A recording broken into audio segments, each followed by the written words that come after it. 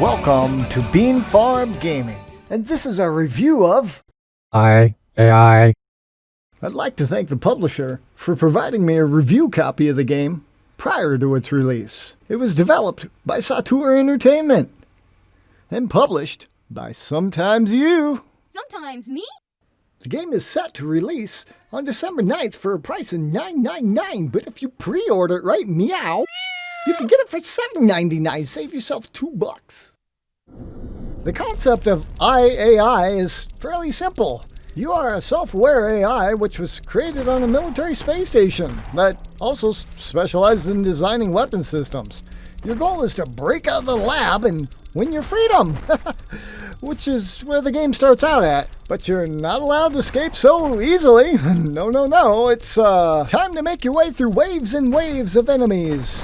20 levels of them on your way to the Stargate, which represents your final freedom.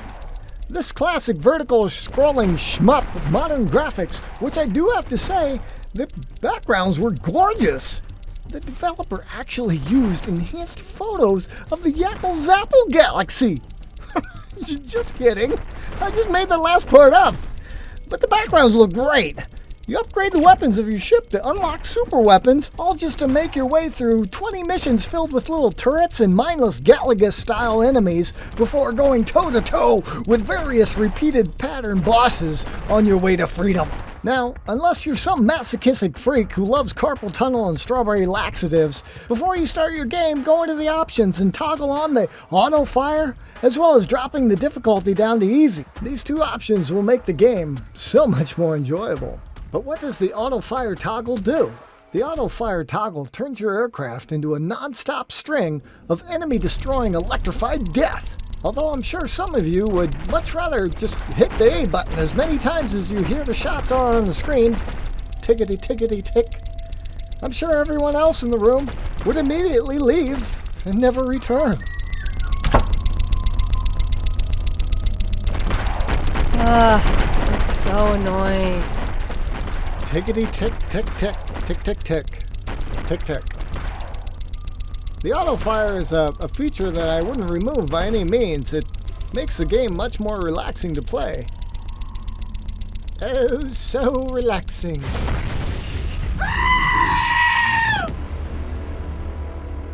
IAI doesn't try to reinvent the genre, rather it joins the catalog of competent mediocre space shooters. The sound isn't necessarily remarkable, and I imagine anyone playing this for more than 10 minutes would be listening to a podcast or something other than the mind-numbing ticking of the auto-fire sound effects. It's like some creepy guy screaming outside their windows, tapping their nails on the glass. The game looks great in 4K, and the gameplay uses a well-established system of weaving in and out of the barrage of hellfire being thrown in your general direction. As you lay waste to countless waves of enemy forces, they'll drop these little blue resources pieces. This is your in-game currency. These become increasingly more important throughout the game, as you can use them in between levels to upgrade your ships and weapons and armor. You can even buy extra lives. This game does a great job of progressively getting harder as you progress through the levels, and you'll find yourself replaying the easier levels again and again just to grind out those little blue coins and hit the next upgrade. This is a time-honored video game trope that you'll find in most top-down scrolling shooters. IAI finds itself to be no different. Level 4 and Level 13 I found to be the easiest to run through and hit 100% of the enemies, which gives you an extra 50% bonus to the resources gained within the level. I recommend concentrating on upgrading your main blaster, as your auto-fire option is left that wide open like an urban fire hydrant on a hot summer's day. Next, I'd start throwing resources at upgrading your rockets, as they seek out their targets and help grab some of those sidewall-hugging hippies. Also, tack on a few levels to your plasma shot, as this gives your main shot burst a bit more of a sting. In the latter levels, you'll want to bulk up your shield a few levels. But other than that, I found the lightning attack to be fairly useless, and rarely found instances where laying mines were more than a distraction, or placing them right in front of the boss's face. That, which a fully upgraded ray beam can rip half of the energy bar right off as well. Playing through the 20 levels should take you less than an hour, and as you'll more than likely pop 19 out of the 20 achievements for 950 gamer score.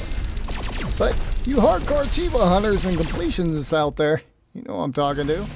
You can plan on adding another 4 hours to this grind and repeating the same levels into a nauseating chore that I repeated every night before bed as I drifted off to sleep. The difficulty level choices you're given at the start of the game do add a level of skill, but I did not see an increase in the resources given towards upgrading. So, in other words, increasing the difficulty adds a degree of burn to the already intensive grind, but doesn't really give you the resources. Overall, this game's an easy completion. It's a nice weekend distraction from the madness outside your door. And for $10, $10? you too can experience these 3 out of 5 beans.